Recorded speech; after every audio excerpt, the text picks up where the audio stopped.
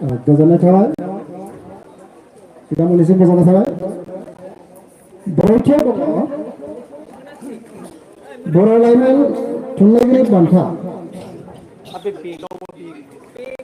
बे बान्थाखौ मोननो हादों लाइमोन लिरगिरि सेलमेट रानी बर' आरो बे बान्थाखौ जोङो रैमाली बिएड कलेजनि गोरायुं मानगोनां डक्टर बिरेन्द्र बर'नि आखाइजों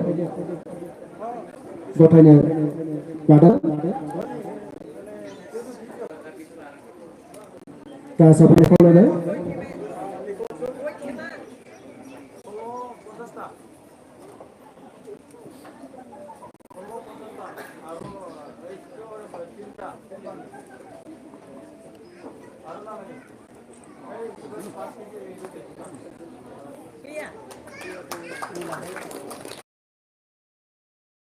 Certificate of Literary Award, Bodo Writers Academy, Bodo Rebgra Jotum confers its Bodo Youth Literary Award 2024 Bodo Laiman Thunlayari Bantha 2024 to Miss Self-Made Rani Bodo, Village number 1 Batamari, POPS Koirabari, District Odalguri, Bodoland Assam, PIN 784522 for her creative works, Cyclone.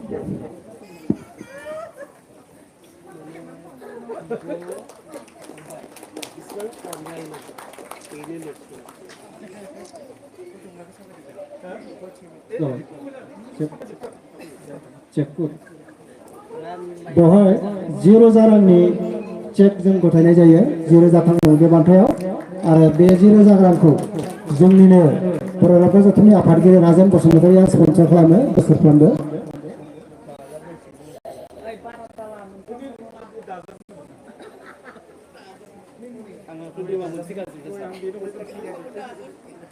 गोजोननाय थाबाय बिथांमोननिसिम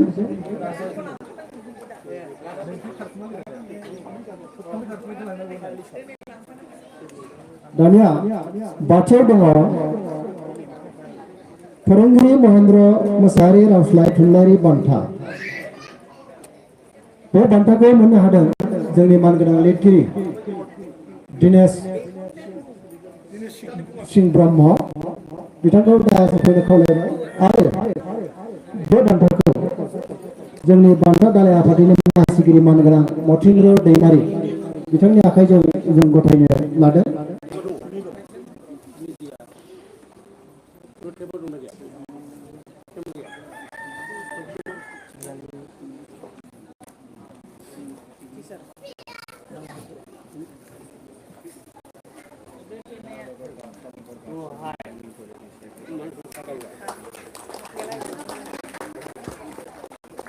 Certificate of Literary Award, Bodo Writers Academy, Bodo Rebgra Jotum confers its Karangiri Mahendra Masahari Translation Literary Award 2024 Karangiri Mahendra Masahari Rauslai Thunlayari Bantha 2024 to Mr. Dinesh Singh Brahma, Village Madanguri, PO Rupahi Salbari, District Baksa, Bodoland Assam, PIN 781320 for his translation book Bongdila Ziguzau Dozile.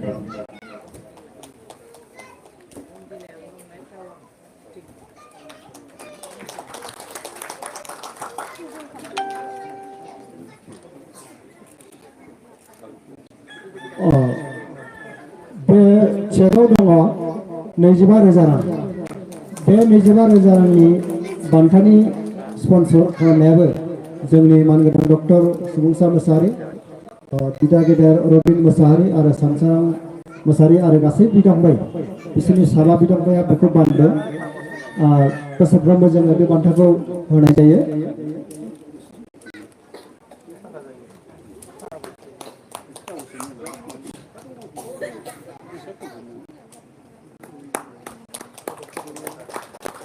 गोजोननाय थाबाय सारमोननिसिम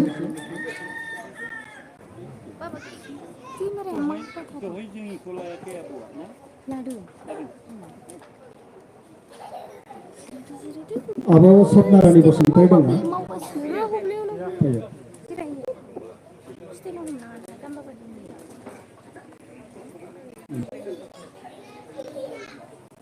आङो बेवहाय मानगोनां जोंनि साहित्य academy एवार्डी थुनलाइयारि pension मोनगिरि जोंनि मानिजाथाव प्रतिमानन्दि नार्जारिखौ दायासाव फैनो खावलायबाय।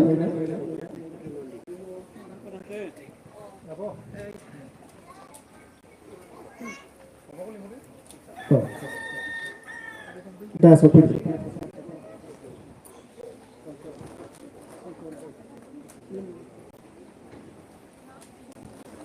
बिथांखौ जोङो गांसे आर'नाइजों बरायनानै लाग्रोनोसै।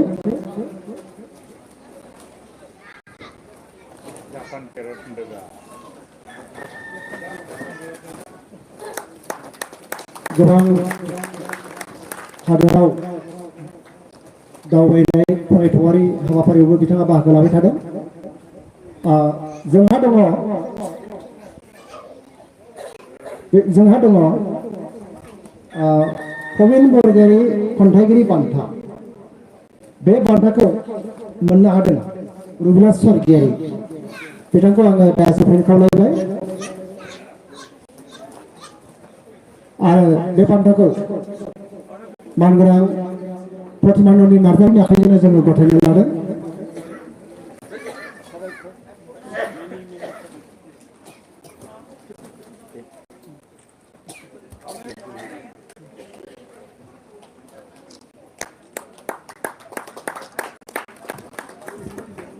Certificate of Literary Award, Bodo Writers Academy, Bodo Lepgra Jotun confers its Probin Borgyaरि Poet Literary Award 2024 Probin Borgyaरि Khontaigiri Thunlaigari Bantha 2024 to Mrs. Robila Sorgyaरि, Village Aliguri, P.O. Subankata, District Baksa, Bodoland, Assam, PIN 781372 for her creative works. Sarabni Gangri.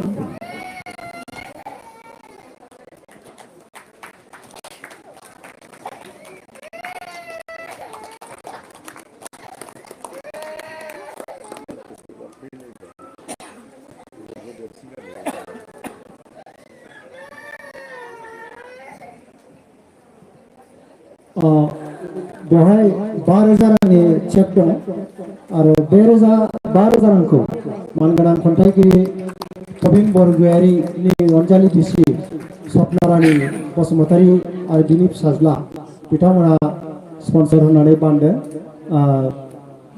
बेवहाय 5,000 रांनि जोङो बान्थाखौ होनाय जायो। गोजोननाय थाबाय बिथांमोननिसिम।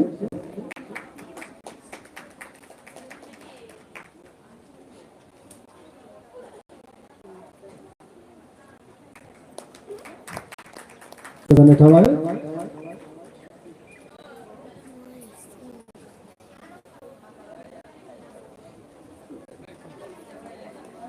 जोबथारनायाव स्निथि बान्था।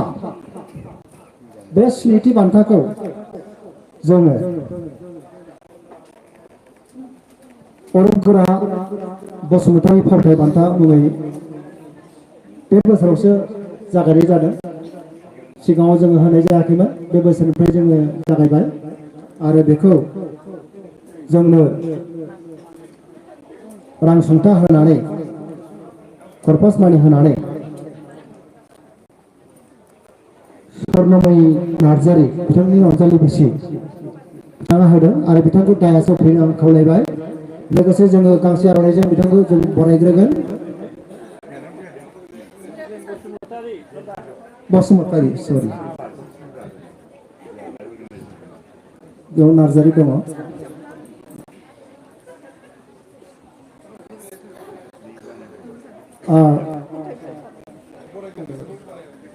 जों बरायना लाग्रोनि बिथांखौ।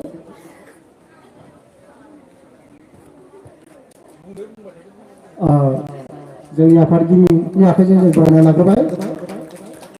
बेनि उनाव सोदोबनि गांग्रि फावथाय बिजाब लिरनाय जयश्री बसुमतारी सरि खिथेरनि अर आंनि फरायनाया भुल जादों खिथेरनि अर आबुं फावथाय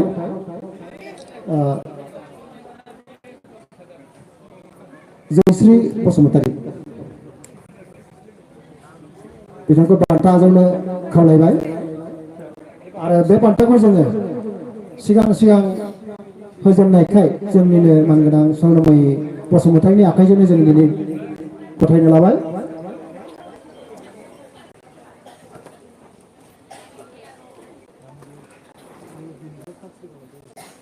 फावथाय बिथाङाव अरबगोरा बसुमतारीनि गोबां अबदान दङ जायनि थाखाय जों बे बान्थाखौ फावथायनि आयदाजों जों होनाय जादों Certificate of Literary Award, Bodo Writers Academy, Bododebra Jotum confers its Orupgara Basumotari Drama One Act Playbook Award 2024 Orupgara Basumotari Phauthai Bijab Bantha 2024 to Mrs. Joyশ্রী Basumotari, Village Balisihagao, P.O. Rauta Sariali, District Udalguri, Bodoland, Assam, PIN 784508 for her creative works, Khiterni Or.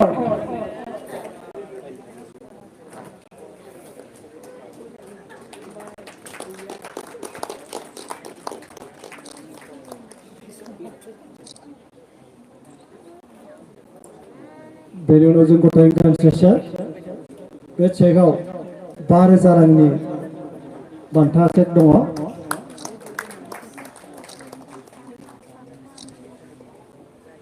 गोजोननाय थाबाय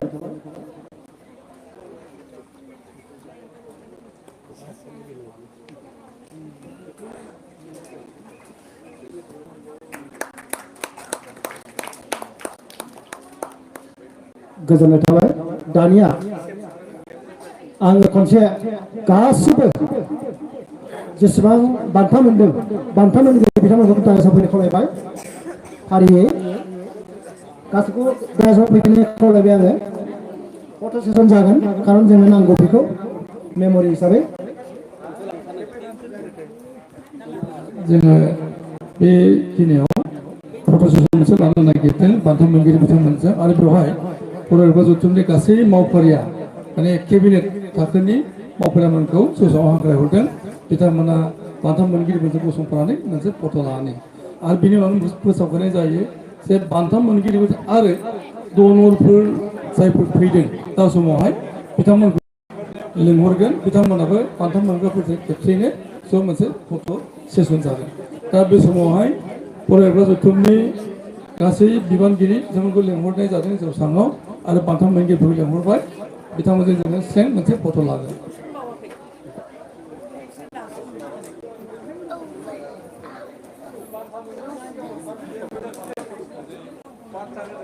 बान्था आफादनि मावफारियाफोरखौ हांख्रायहरदों जौसांफोरनि थाखाय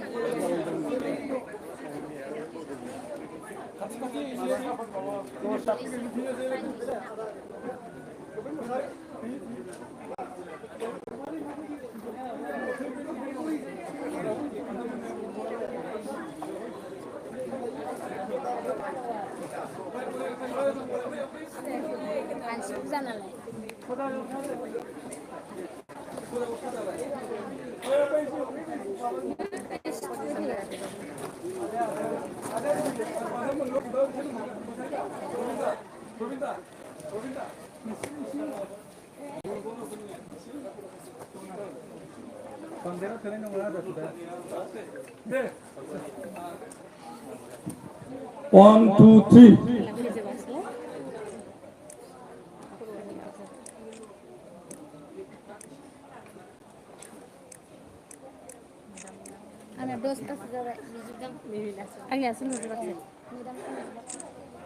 Thank you. Dania, pantai mangga perlu lakukan saya Dania arbo. बान्था मोनग्राफोरनिल' राखाव मान थांखो राखाव बान्था मोनदों राखाव बसुमतारी बान्था मोनदों औ राखाव बसुमतारी गेजेराव थादों हौवाफोर गेजेराव हिनजावफोर साइडआव गेजेराव हौवाफोर आरो सानै फैयो हिनजावफ्रा सानै फैयो सासेबो फैबाय सासेबो जिंथाराव सोलो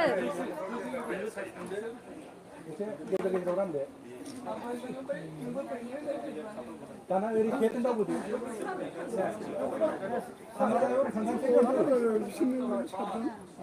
ओरै थांबावदो दे ओरैबा फोथांनो जायो मानसिफ्रा ready ओमफ्राय ready 1 2 3 4 thank you लाइभआवसो थाङासै दानिया मानसिनि डनरफोर आरो बान्था मोनग्राफोर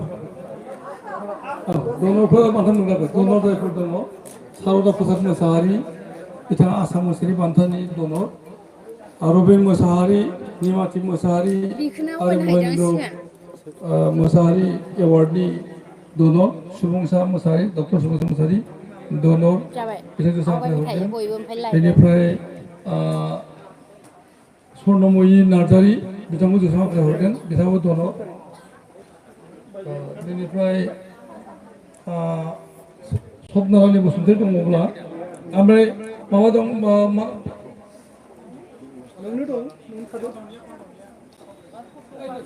फैदो मा नाममोनलाय नोंनिया दानसोरांखौबो खावलायहरदों गोजौआव जौसाङाव फैनो बान्था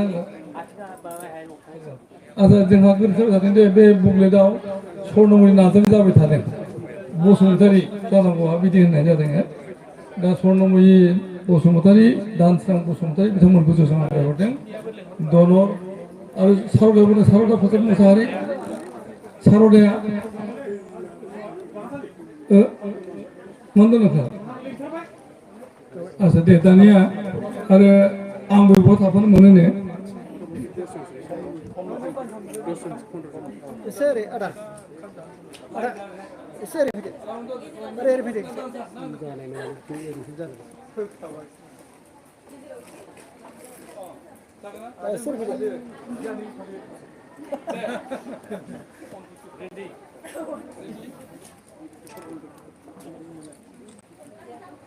बिदाखौनो होथेबायमोन नामा आदा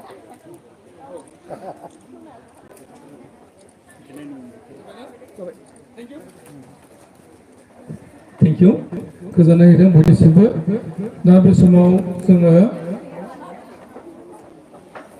बर'राव जथुमनि बोसोनगिरि बर'राव जथुमनि बिबानगिरिमोनखौ जौसाङाव खेबसे हांख्रायहरनि बिथांमोनजोंबो जों खेबसे फट' पस्ट लागोन आरो बिनि उनावनो जोङो लेक्सार सेसन दङ आं हांख्रायहरबाय पद्मश्री डक्टर मंगल सिं हाज'वारि एडभाइजर बर'राव जथुम एडभाइजार राखाव बसुमतारी बिथांखौ जौसाङाव हांख्रायहरदों बर'राव जथुमनि गासै बिबानगिरि बिथांमोनखौ जौसाङाव हांख्रायहरदों मोनसे फट' सेसननि थाखाय फारियै सारदा प्रसाद मोसाहारि डक्टर सुबुंसा मोसाहारि मुस्रि मानब कुमार रामसियारि मुस्रि आनन्दराम औवारि मुस्रि प्रदीप स्वर्गियारि मुस्रि रजेन नार्जारि मुस्रि सदानन्द दैमारि बिथांमोनखौ जौसाङाव हांख्रायहरदों सासेबाव गोदानै मैयासो जोङो बिथांखौ जों थिसनबाय नेहाथारि हिसाबै बिश्वनाथ बसुमतारी बिथांमोनखौ जौसाङाव हांख्रायहरदों फट' सेसननि थाखाय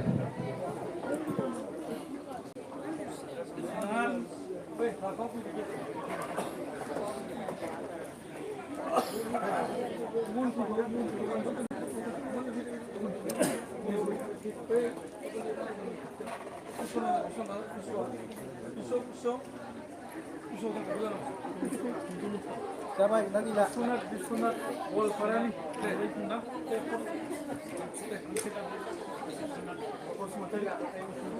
बिश्वनाथ बसुमतारी सारखौ जौस्राङाव गाबज्रिहरनाय जादों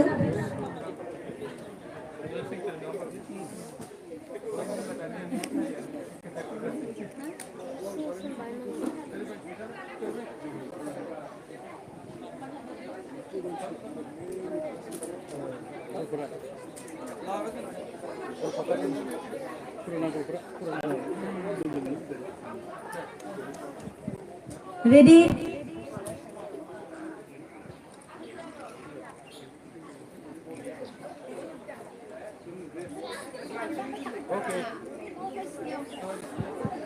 गोजोननाय थाबाय आलासि बिथांमोननिसिम गोजोननाय होबाय बान्था मोनगिरि बिथांनिसिम ग्रेट कंग्रेचुलेसन आरो बिथांमोननिफ्राय जोङो मिजिं खालामगोन उन समाव साबसिन हामसिन थुनलाइ सोरजि मोनगोन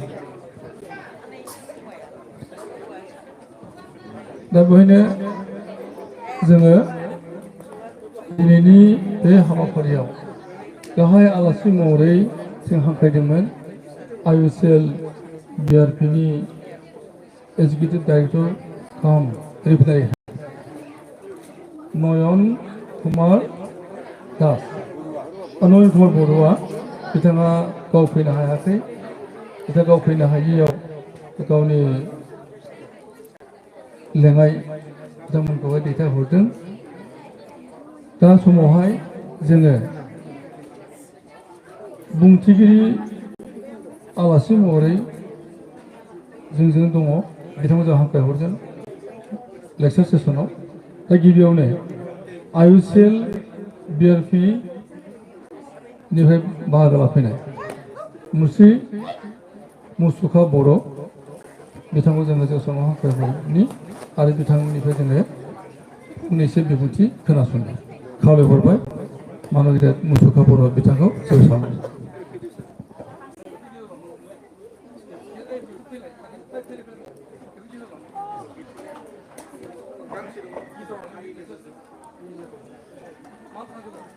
मानो थांजोबखो मानसिफ्रालाय बयबो फैफिनजोबनांगौ हल सिङाव फैनानै आलासि गेदेमामोनहा लेक्सार होनो सिगांगासिनो दङ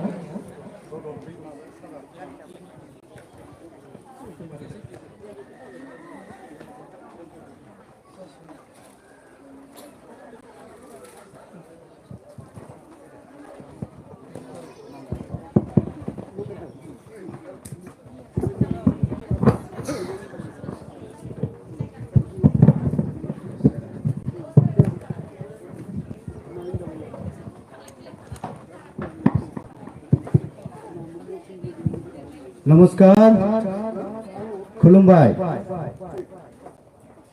आङो बर' जानानैबाबो माखासे जोंनि साख्रिनि लोब्बा हिसाबै माखासे शब्दफोरखौ इसेबां रोङा बिनि थाखाय सिगाङावनो आं निमाहा बिग्रोनाय जाबाय बेखायनो माखासे शब्दफोरखौ इंलिसावनो बुंनो सानदों दिनैनि बे जोनोम फोरबो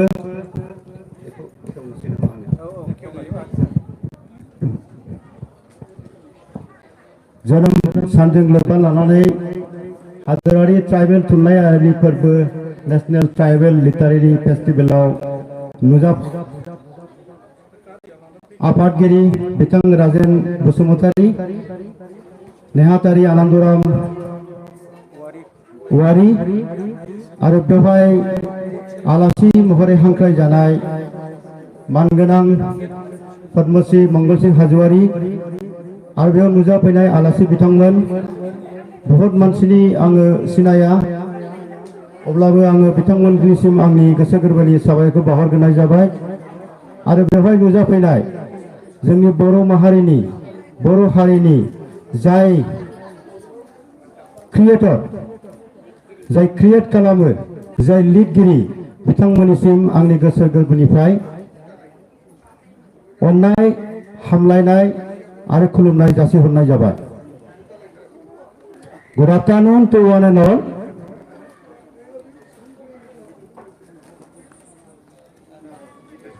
The logo of this Bodoland Academy itself depicts the pen on the top pointing downward and the book opening up and the bottom is the diya. With this, it is very clearly its gifts. The pen, as saying goes, it's a mightier than the sword.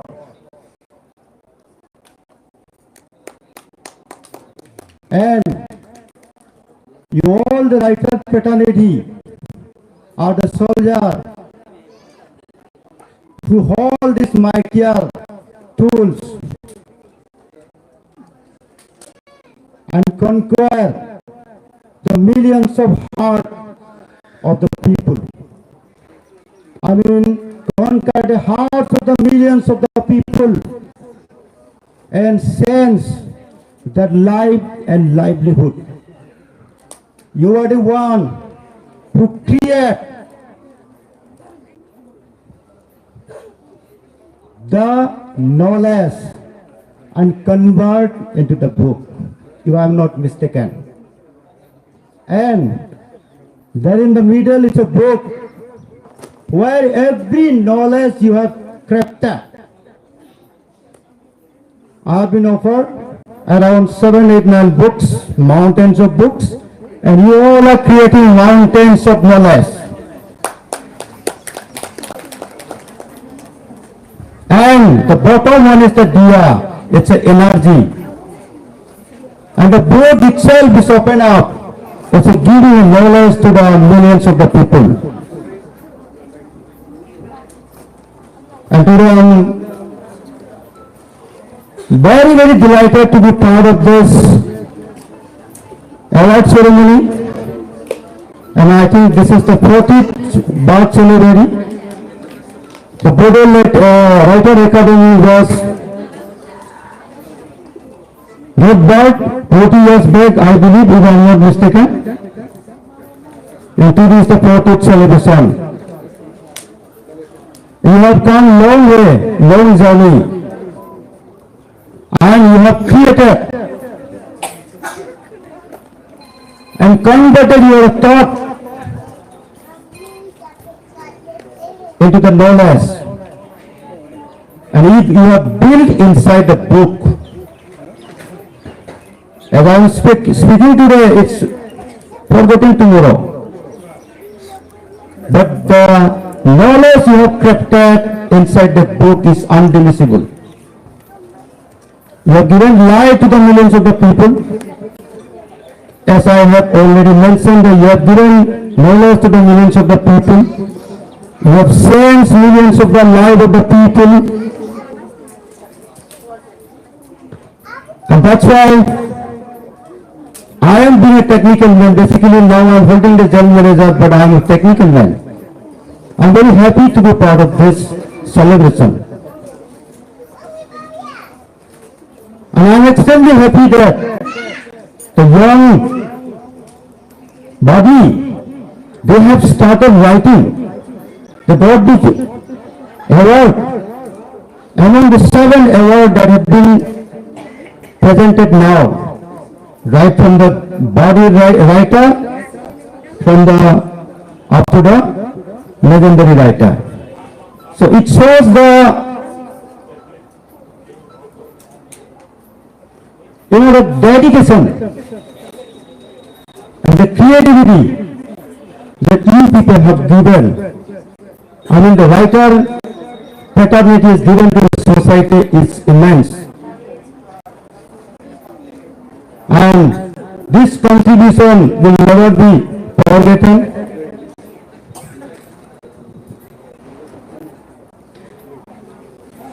We are technical men, basically we are dealing with the industry and we are in the business, so we are very limited, access to the literary.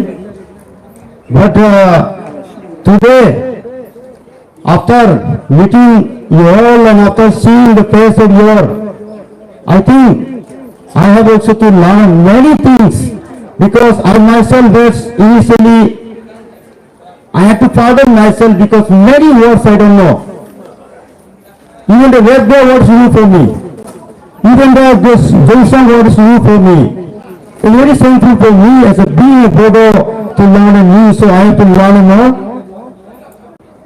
Not only the word, but the story The knowledge you have created inside the book, I have to know more. And like you, there are many.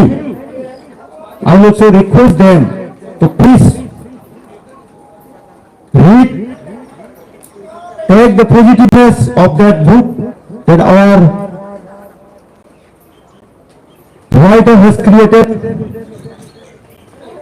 I'm not so much because in front of me, the Padmasri Saito Academy, and there are many eminent facility, knowledgeable in front of me, as I have been given an offer to say. So, with this, once again, with a few words, again, from my code of heart, I would like to thank all the Bodo writers and the Bodo Writers Academy for bringing this platform for the positive sense towards the goal of this great cultural literary rich community to the greater height.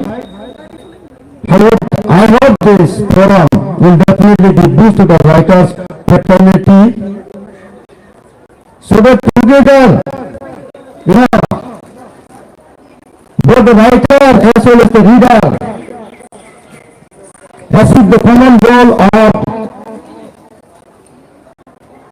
peaceful, happy, harmony and prosperity. That is the wish of all the human being. With this, I end my speech. Thank you so much.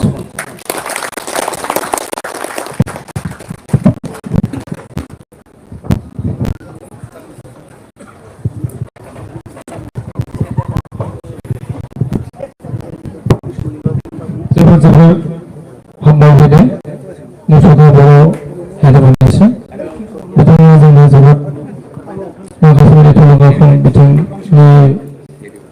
बिबुंथि लाखिलांबाय। दा समाव जोङो दोंसे सोरजिनाय देंखो खोनासंनि doctor Kamal Nath Basumatary बिथांखौ जेसाङाव हांख्रायहरदों जोङो दोंसे सोरजिनाय देंखो होनानै खोनासंनो थाखाय।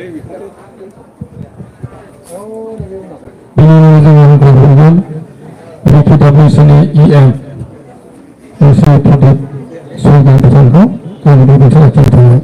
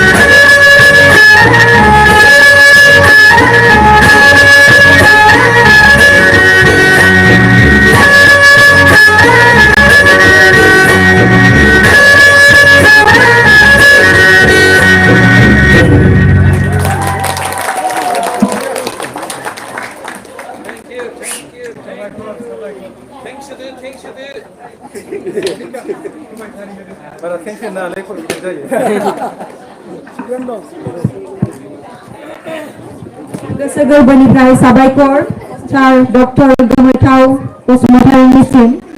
दानिया आं जोंजों हांख्रायनानै लाबोजानाय आलासि मुस्रि प्रदीप स्वर्गियारि BKWAC नि मावफुं सोद्रोमाखौ फंनैसो बिबुंथि लाखिनो थाखाय जौस्राङाव हांख्रायहरनाय जाबाय।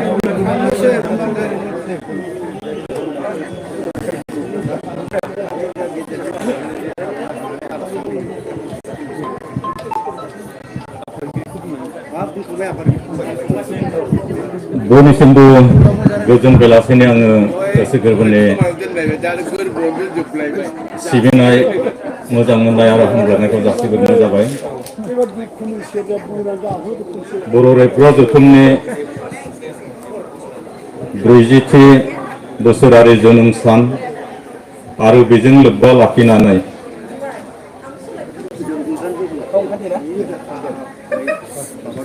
हारिसाफोरनि थुनलाइयारि फोरबो बे हाबाफारियाव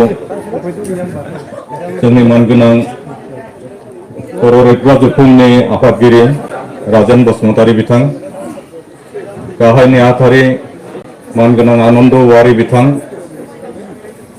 जोंनि गेदेमा लिरगिरि पद्मश्री डक्टर मंगल सिंह हाज'वारी बिथां, बर' रेबग्रा जथुमनि बोसोनगिरि लोगोसे सासे गोजौ थाखोनि लिरगिरि जोंनि राखाव बसुमतारी मानगोनां बिथां, साहित्य एकाडेमिनि बर' बिफाननि मानगोनां सोद्रोमा बरुवाकान्त ब्रह्म बिथां, जोंनि देंखोगिरि सेरजा दामनाय मानगोनां डक्टर गोमोथाव बसुमतारी बिथांखौ लानानै दिनैनि बे हाबाफारियाव बान्था आजावनो थाखाय हांख्रायजानानै लाबोजानाय बान्था आजावगिरि बिथांमोन, बान्था होगिरि बिथांमोन आरो जाय बिथांमोना रुंसारि जालांदों गेदेमा बिथांमोननि मुङाव आं बिथांमोनखौबो आङो गोसो गोरबोजों दिनै बावनाय जासियो आरो नुजाफैनो हानाय जोंनि थुनलाइगिरि,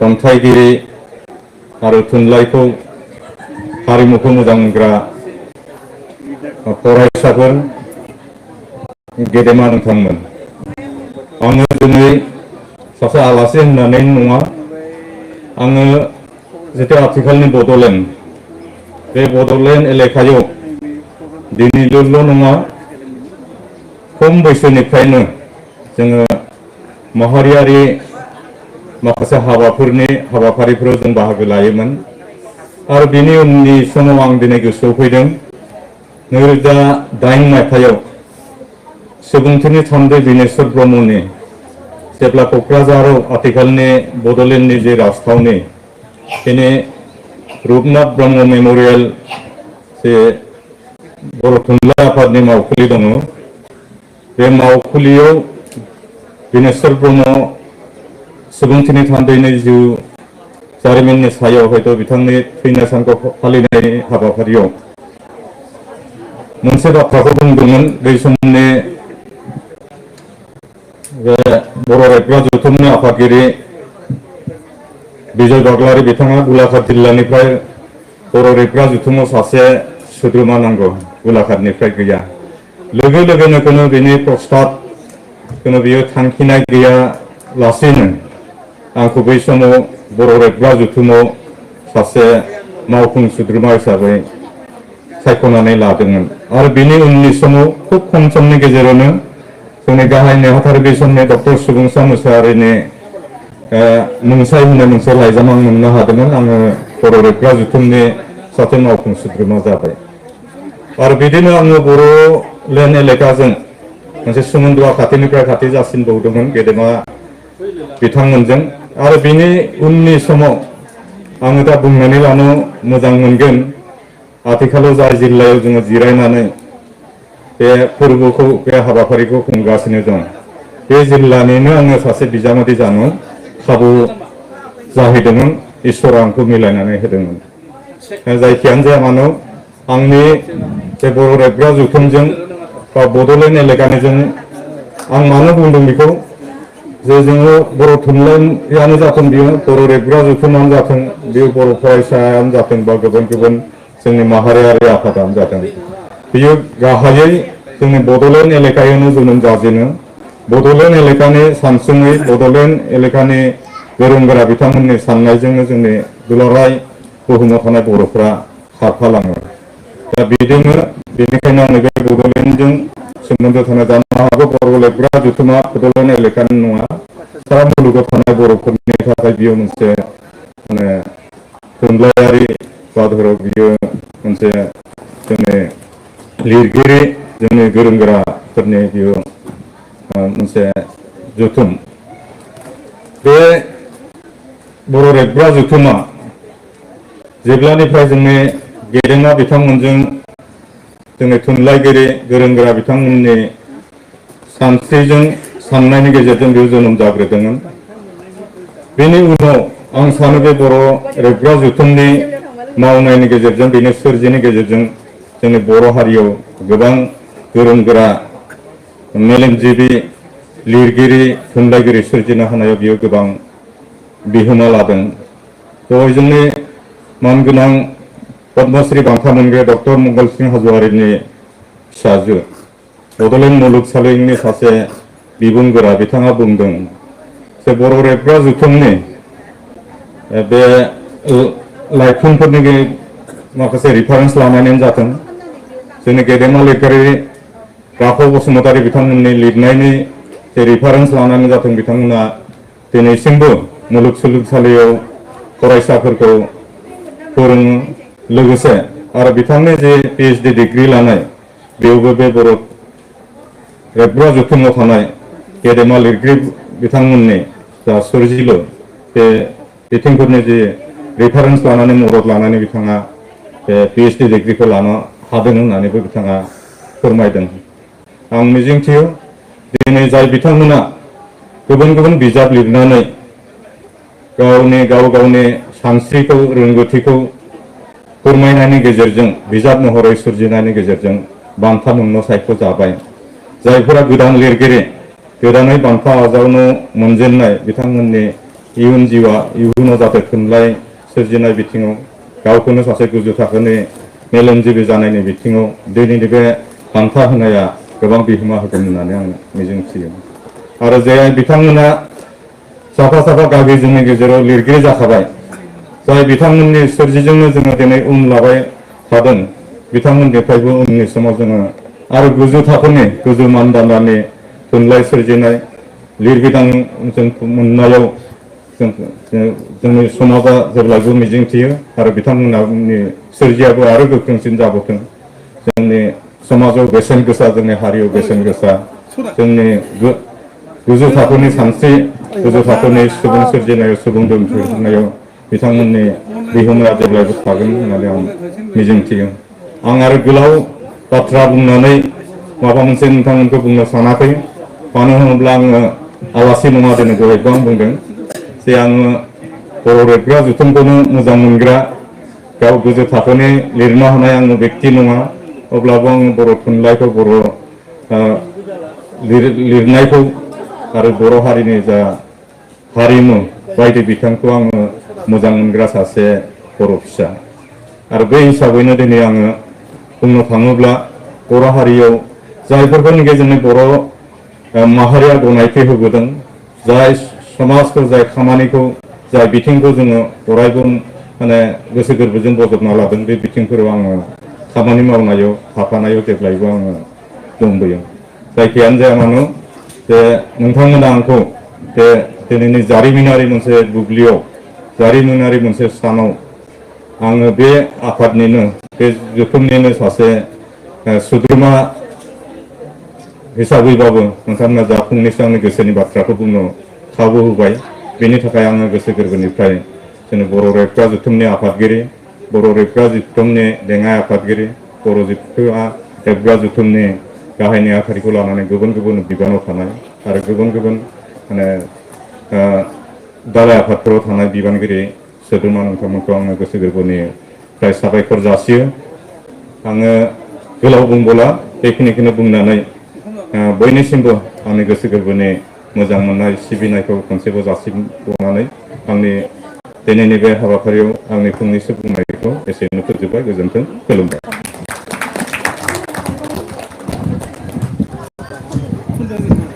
गोजोननाय थाबाय मुस्रि प्रडिउसार गेरि सारनिसिम एसेबां गोनां बिबुंथि लाखिनायनि थाखाय। दानिया जोंनि गेजेराव बुंथिगिरि आलासि महरै दङ मुस्रि बरुवाकान्त ब्रह्म, बर' बोसोनारि बिफान साहित्य एकाडेमि सोद्रोमा। बिथांखौबो जौसाङाव फैनानै गावनि बिबुंथिखौ लाखिनो थाखाय खावलायहरनाय जाबाय।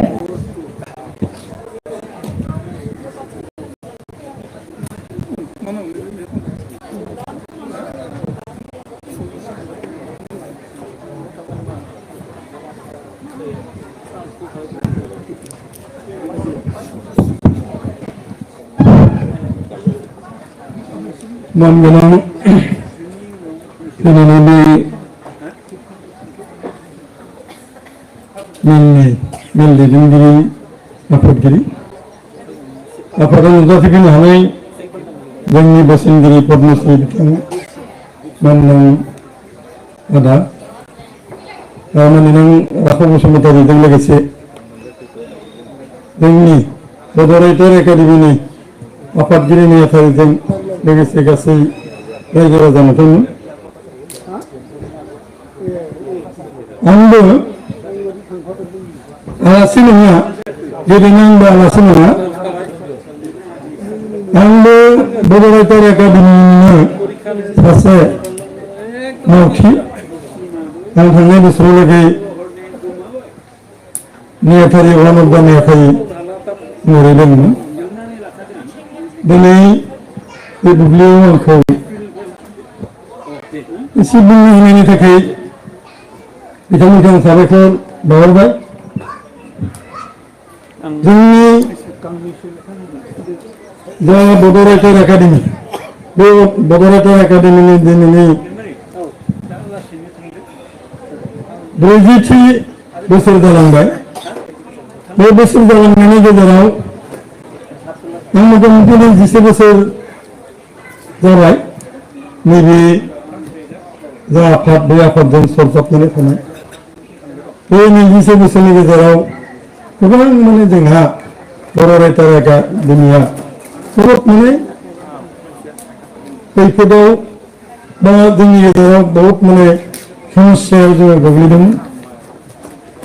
बेनिफ्राय बे समस्यानि गोग्लैनायनि गेजेरजोंबो जोंफोरो जों दा साहित्य एकाडेमिनि रिकगनाइज मोनसे अर्गेनाइजेसन, बे अर्गेनाइजेसनाव जोंनि बर' राइटार एकाडेमिनिफ्राय आगोलाव जोंहा राखाव बसुमतारी, आंनि सिगाङाव राखाव बसुमतारी बिथाङाबो सासे बर' राइटार माने माबानि साहित्य एकाडेमिनि एडभाइजारि बर्डनि सासे सोद्रोमामोन। बै सोद्रोमाखौ नोंथांमोननि बर' राइटारनि अननायावनो आंबो मोननो हानाय जादों। जायखिजाया बर' राइटार एकाडेमिया 20 मिशन 2020 दंमोन।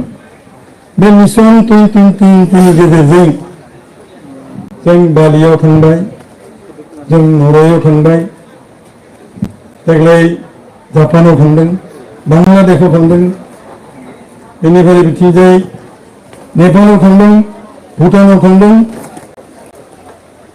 जेरावबो जोंनि बर' हारिनि जा लिरनाय, बर' थुनलाइनि गोसो होनाय बिबाङाव जोंनि बर' राइटार एकाडेमिया गोबां माने बिहोमा होदों। दिनै हयथ' जों गोग्गानो हागौमोन, नाथाय मोनसे समाव जों गोग्गानो हायाखिसै। सनल कसारिफोरनावबो बर' बिजोंखौ फोरोंहोनो थाखाय बिथां राजेन बसुमतारीनि दैदेननायाव बर' भाषा शिक्षु आहक होननाय गांसे बिजाब राजेन बसुमतारी, जोंहा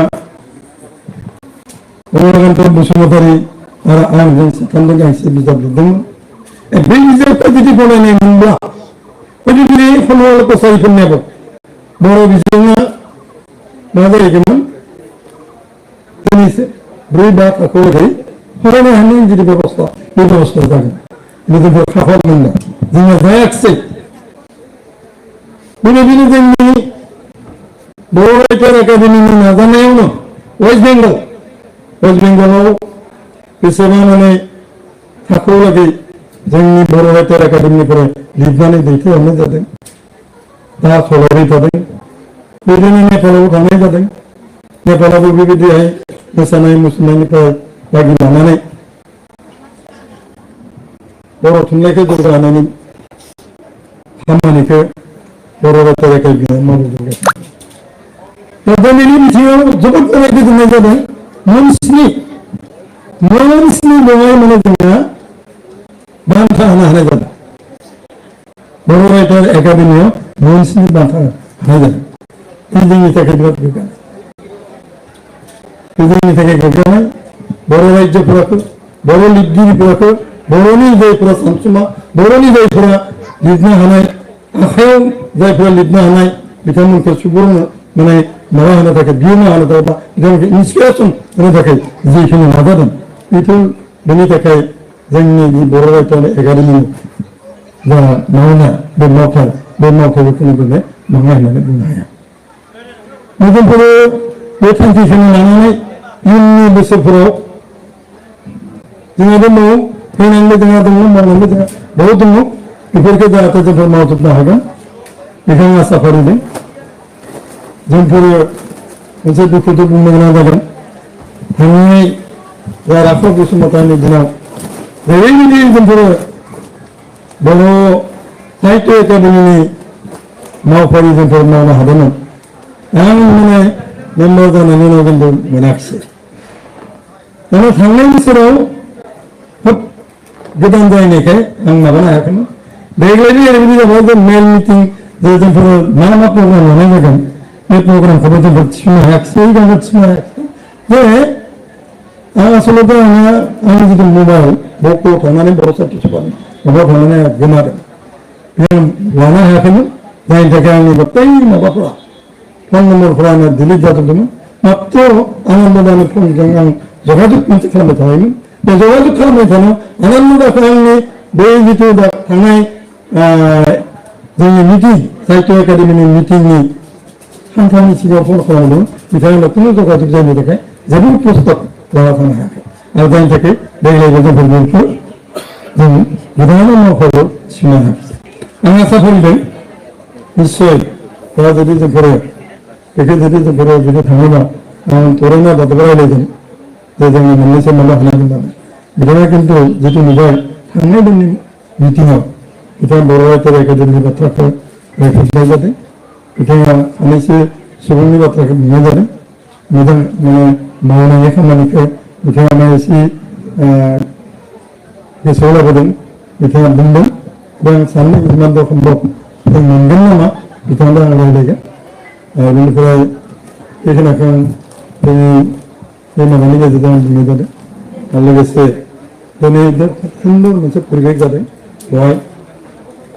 बेवहाय जोंहा एक्जिबिसन लाना फैदों बिजाब फाननो थाखाय जोङो लाना फैदों बेफोर जितु माने मावथाय बे मावथायफोरा बिराद मोजां जादों गतिके आंबो गोबाव बुंनो नागिराखै थांनोबो बिराद माने माबानाय जादों दाख्लैनिफ्राय फैनानै थाफैदों समस्या बिभिन्न समस्या दङ बे समस्यानि थाखाय आं बिराद बुंनो नागिराखै बेबायदि नोंथांमोननि सासे सुबुं होनना साननानैनो आंखौबो नोंथांमोना दिनै बेबायदि नोंथांमोननि सिगाङाव फंनैसो बुंनो हानाय जिथु खाबु बे खाबु होनायनि थाखाय दिनै गासै बर' रायथार एकाडेमिनि गासै बिबानगिरि बिथांमोनखौ आंनि गोरबो सिंनिफ्राय साबायखर बावगोन आरो इयुनाव फारसे जाहाथे जोंनि बर' लिरगिरिफोरा बा जोंनि बर' समाजफोरखौ जों जाहाथे जौगाहोनो हायो आं बेखौबो माने आसा फारिबाय आसा फारिना बयखौबो फिन नोंथांमोना दान्दिसे सम खोनासंनायनि थाखाय बा बे खाबुखौ होनायनि थाखाय बयनोबो आङो फिन आंनि गोरबो गोसोनिफ्राय नोंथांनिसिम साबायखर बावनानै आं बेयावनो बुंनायखौ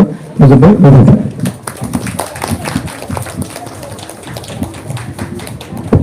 गोजोननाय थाबाय मुस्रि बर' आखान्थ ब्रह्म सारनिसिम बिथांनि बानगोनां बिबुंथि लाखिनायनि थाखाय दानिया जों जोंनि गेजेराव मेथाइ रोजाबगिरि मिथिसार नार्जारिखौ जौसांसिम खावलायहरनाय जाबाय।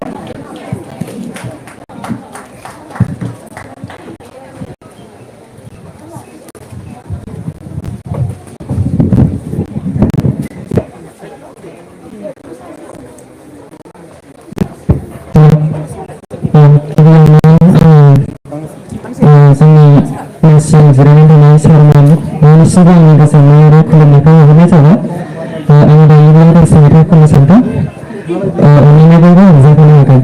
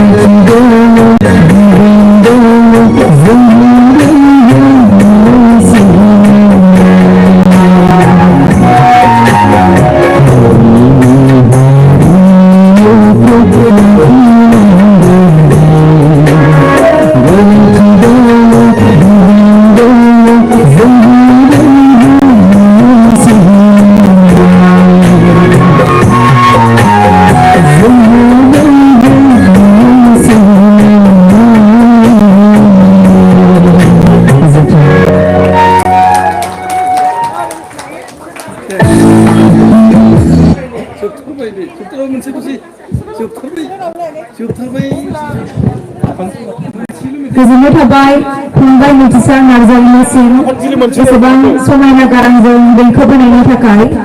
दानिया आं जौस्राङाव हांख्रायहरनो सानदों सुजुथाय बसुमतारी।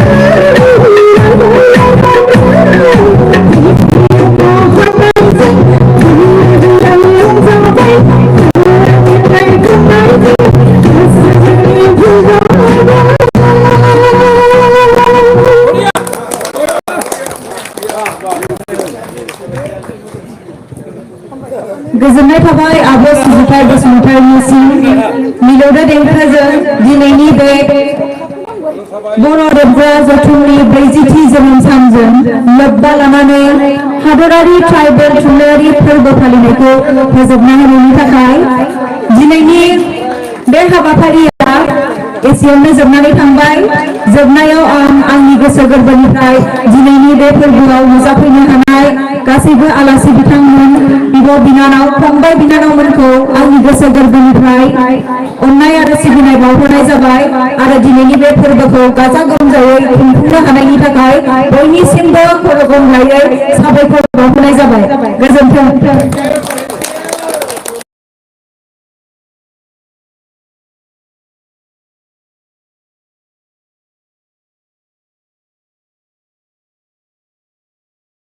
बयखौबो ओंखाम जानानै थाखाय खावलायनाय जाबाय।